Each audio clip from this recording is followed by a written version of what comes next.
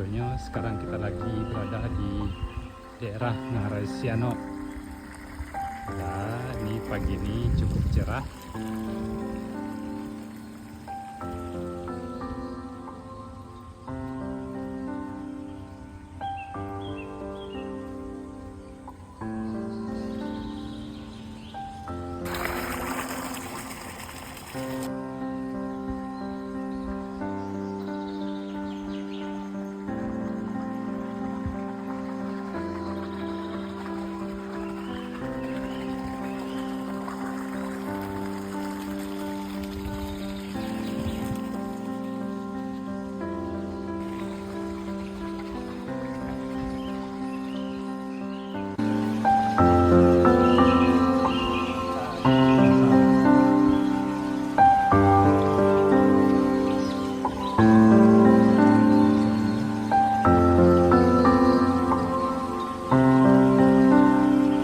Dari sana